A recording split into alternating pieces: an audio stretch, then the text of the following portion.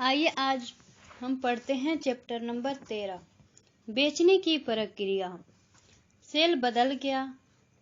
द्वारा ध्यान 10%, रुचि 20%, इच्छा 30%, एक्शन 40%, से संबंध 40%, जरूरत 30%, समाधान 20%, सेल बंद 10%। सेल्स प्रक्रिया कैसे विपरीत हो गई? तब ध्यान 10%, संबंध, रुचि 20%, जरूरत, इच्छा 40%, समाधान, कार्य 50%, बंद।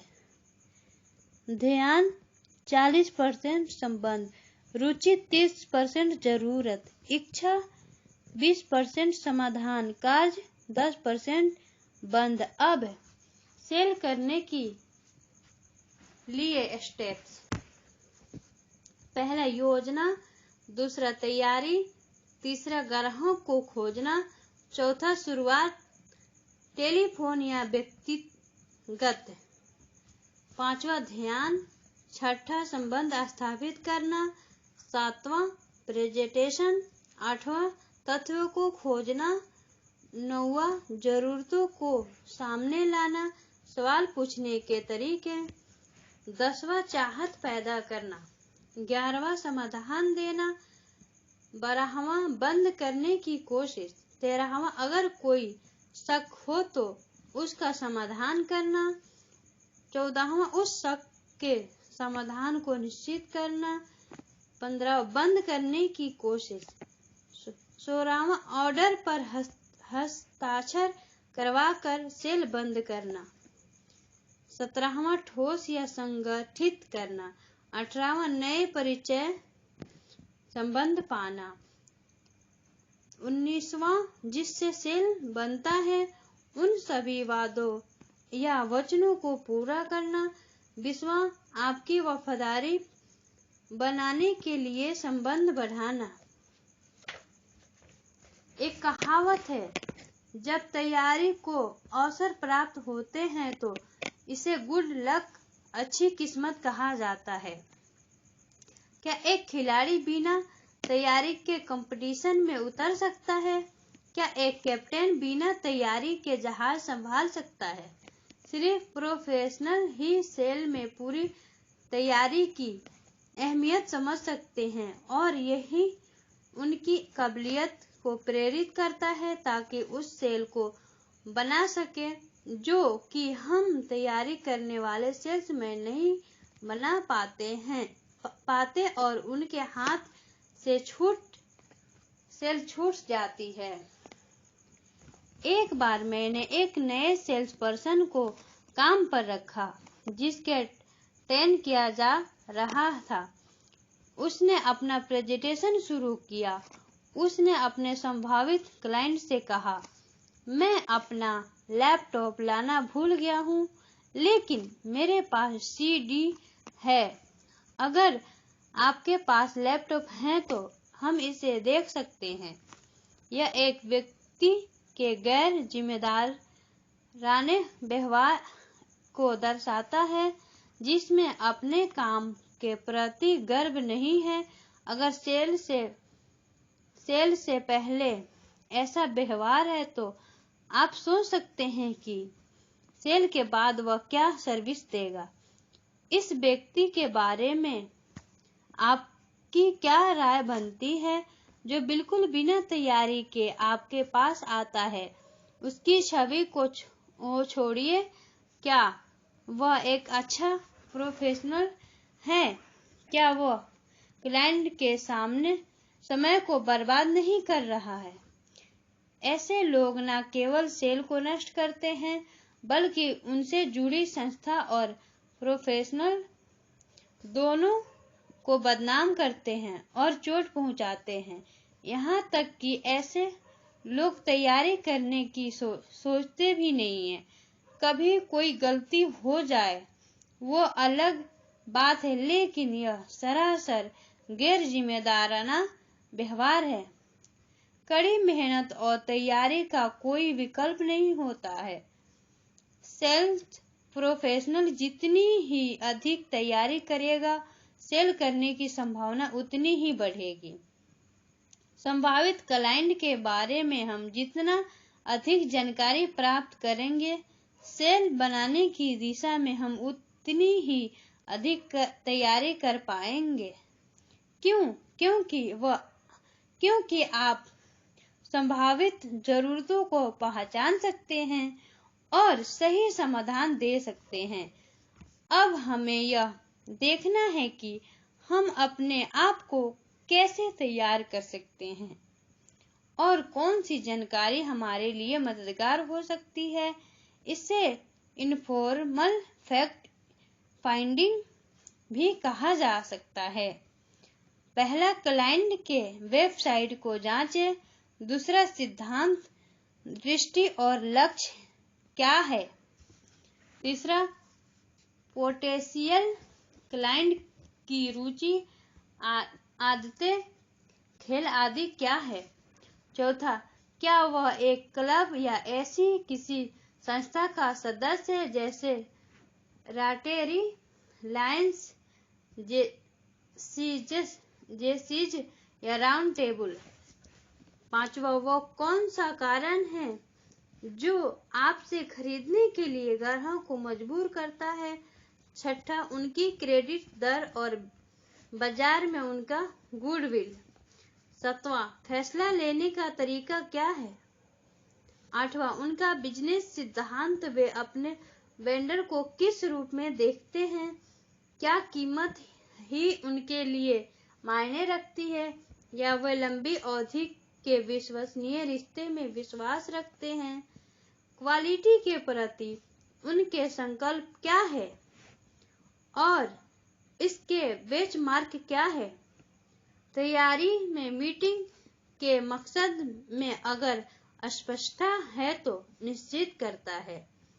पहला, आपको कैसे सवाल पूछने की जरूरत है। दूसरा, आपके साथ डील करने में क्लाइंट का क्या फायदा है। क्या आपका सही मकसद आपका परिचय देना और सेल करने के लिए दरवाजा खोलना है। क्या आपको ट्रायल ऑर्डर मिला है। अस्थायी ऑर्डर को आगे बढ़ाना। आपकी सोच की स्पष्टता आपके प्रेजेंटेशन में झलकती है। आप जितने स्पष्ट विचार वाले होंगे, आपके ऊपर उतना ही ध्यान दिया जाएगा और सेल बनाने का अवसर उतना ही बढ़ जाएगा। सेलिंग टूल और सेल सहायता। सेल बनाने के लिए सहयोगी चीजें क्या है। कोई भी चीज आपको सेल प्रेजेंटेशन को मजबूत बनाने में आपकी सहायता करती है, उसे सेल्स टूल कहते हैं।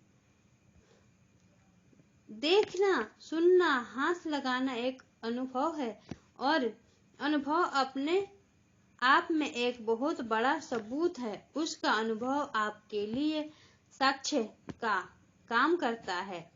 इन सभी तरीके से सेल प्रेजेंटेशन या डेमो को नए रूप में देकर उत्पाद के फायदे बताएं, दिखाएं और अनुभव कराए जा सकते हैं। टूल्स अच्छे प्रोफेशनल के सेल्स किट में हमेशा होना चाहिए। एक प्रोफेशनल सेल्स पर्सन को चेकलिस्ट का इस्तेमाल करना चाहिए। एक पायलट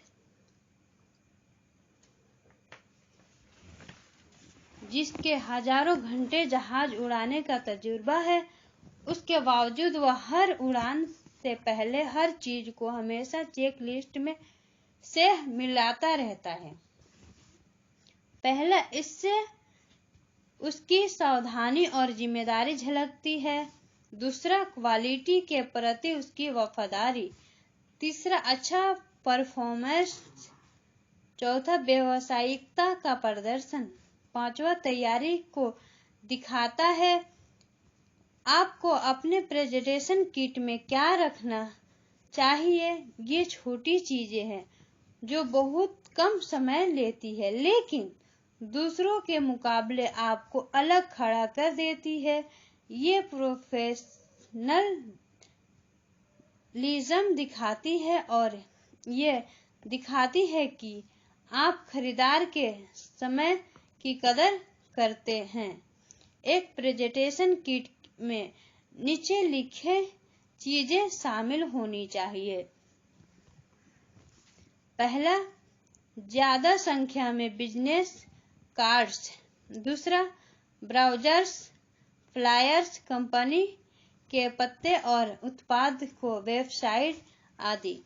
तीसरा, कैटलॉग और उत्पाद का नमूना या दूसरे डेमो वाली चीजें। चौथा, अगर आप इलेक्ट्रॉनिक प्रेजेंटेशन देना चाहते हैं तो लैपटॉप। पांचवा, ऑडियो और वीडियो दोनों CD। छठा, अगर पहले कोई मेल भेजी गई हो तो उसकी कॉपी। सातवां, आपने उत्पाद कंपनी के बारे में उत्पाद फैक्ट शीट। आठवां, एक फैक्ट फाइंडिंग चेकलिस्ट या प्रश्नोत्तर जिससे जरूरतों को पहचाना जा सके। नौवां, संतुष्ट ग्राहकों की चिट्ठियां। सेल्स टूल्स और डिमॉन्स्ट्रेशन करने में खरीदार की सभी कार्य इंद्रियां शामिल होती है जो क्लाइंट को खरीदने की प्रक्रिया में भाग लेने के लिए शामिल करती है। आपकी कोशिश ऐसी होनी चाहिए कि आपकी प्रेजेंटेशंस में ग्राहक की सभी इंद्रियां का इस्तेमाल हो जाए, इसलिए उन्हें सही रूप से प्रोडक्ट को छूने, महसूस करने और सूंघने दें। उदाहरण के लिए, क्या कभी सुपरमार्केट में घुसते ही आपने रोटी से निकलने वाली सुगंध को महसूस किया है? या किसी रेस्तरां की खिड़की की बगल से गुजरते हुए या झांकते हुए अंदर की चीजों की कल्पना की है? या जब आप एक कार खरीदने के लिए जाते हैं तो टेस्ट ड्राइव के लिए आपको भेजने की सेल्स पर्सन की उत्सुकता पर आपने ध्यान दिया है? जैसे ही आप बिक्री के सिद्धांत से अवगत होंगे तो आप पहचानने लगेंगे कि एक सेल्समैन कैसे अवचेतन रूप से आपको खरीदने के लिए प्रभावित करता है। कई बार आपको परफ्यूम के फ्री सैंपल दिए जाते हैं या सुपरमार्केट में कई प्रोडक्ट टेस्ट कराया जाता है ताकि आप अच्छा सद्भावना महसूस कर सके, यह ना जानते हुए भी कि सेलिंग की प्रक्रिया कैसे चल रही है। सेल्स के लिए टूल को प्रभावशाली होना चाहिए। उसे ऐसा होना चाहिए कि वे अपने बारे में खुद बताएं। इसका अर्थ यह है कि उन्हें अपने आप में ही पूर्ण होना चाहिए। उन्हें सरल होना चाहिए, वरना वे आकर्षित नहीं करते हैं। हमेशा अपना प्रेजेंटेशन उसे ही दिया जाए जो फैसला ले सके। बहुत सारे सेल्स पीपुल बिना यह देखे कि निर्णय लेने वाला कौन है और अपना प्रेजेंटेशन देने लगते हैं। अतः परिणाम यह होता है कि उनकी सेल कम होती है। उन लोगों को पहचानें जो आपके लिए महत्वपूर्ण है। हालांकि हर कंपनी में ओहदे वाले और फैसले लेने वाले में बहुत फर्क हो सकता है। ओहदे और खिताब अलग अलग होते हैं और तब यह महत्वपूर्ण होता है कि आप अपना ज्यादा समय किस व्यक्ति पर लगाएं जो आपके लिए सेल बनाए। अच्छा प्रोफेशनल खेलने से पहले खेल के नियम पहले ही तय कर लेता है और आपकी आपसी समझदारी प्राप्त करने के लिए सवाल पूछता है। अच्छा सेल्स प्रोफेशनल पहले यह जानना चाहता है कि फैसला लेने की प्रक्रिया में कौन महत्वपूर्ण भूमिका निभाता है। वे वही लोग होते हैं जो उनके साथ संबंध बनाने के लिए अपनी ताकत लगाते हैं।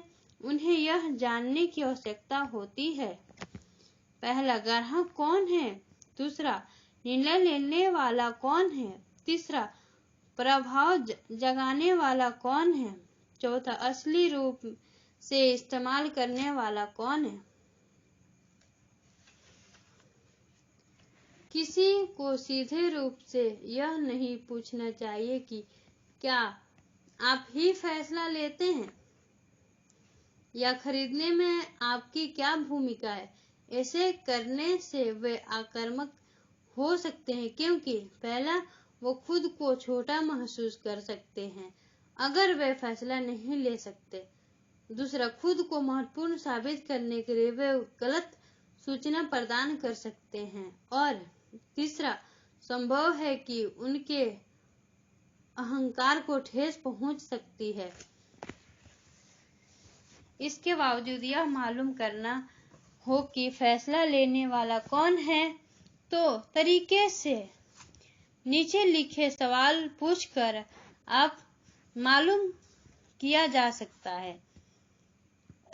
पहला, आपकी संस्था में फैसला लेने की क्या प्रक्रिया है, दूसरा, आपके अलावा फैसला लेने की प्रक्रिया में और कौन शामिल है, तीसरा, आपकी संस्था में फैसला लेने का आधार क्या है, चौथा, आप क्या सलाह देते हैं, पांचवा, दोबारा जानकारी प्राप्त करने या अच्छा समय कब है, छठा, एक अच्छे सप्लायर में आप क्या देखते हैं, सातवां, यहाँ से आगे कैसे बढ़ा जाए, आठवां, आप एक कंपनी में ऐसा क्या देखते हैं जिसकी वजह से उसके साथ व्यवहार करना पसंद करेंगे, नौवां, क्वालिटी सर्विस या उत्पाद के लिए आपका क्या आधार होंगे, दसवां, आपके विचार में जवाब देने के लिए कितना समय उचित समझते हैं। बिना जाने कि फैसला लेने की प्रक्रिया क्या है और कौन कितना प्रभावशाली है, अगर सेल्समैन प्रेजेंटेशन देता है, वह अपना समय नष्ट कर रहा है, क्योंकि ग्राहक की जरूरत पूरी नहीं हो रही है। उदाहरण के लिए, कभी कभी प्रभावी व्यक्ति ग्राहक जैसे फैसला लेने वाले से अलग होता है। निर्णयकर्ता ही अंतिम रूप से निर्णय लेता है। ग्राहक या प्रभावी व्यक्ति को कभी कभी हाँ कहने का अधिकार नहीं होता, लेकिन खरीदने के निर्णय में वे ना कहने का अधिकार रखते हैं। जैसे सेल्स पीपुल एक फैसला करने वाले से डील करना चाहते हैं, वैसे एक निर्णयकर्ता भी उसी सेल्समैन से डील करना चाहते हैं जो फैसला ले सके। आप यह सोचें कि आप अपने आप को खरीदार के सामने कैसे प्रेजेंट करते हैं, ताकि आप सेल बनाने के लिए ध्यान केंद्रित करने में सक्षम हो सके और ग्राहक को खरीदने के प्रति इच्छुक बनाए रख सके। अगर किसी कमेटी के द्वारा फैसला लिया जाता है, तो आपको उस संस्था के अंदर एक एम्बेसडर की जरूरत होगी, ताकि वह कमेटी के सामने उत्पाद की गुणवत्ता को बताते हुए पूरे उत्साह से प्रस्तुत कर सके। कुछ बाधाएं इन सब में उत्पन्न हो सकती है, इसलिए उसे समझना होगा कि उन्हें कैसे हैंडल किया जाए।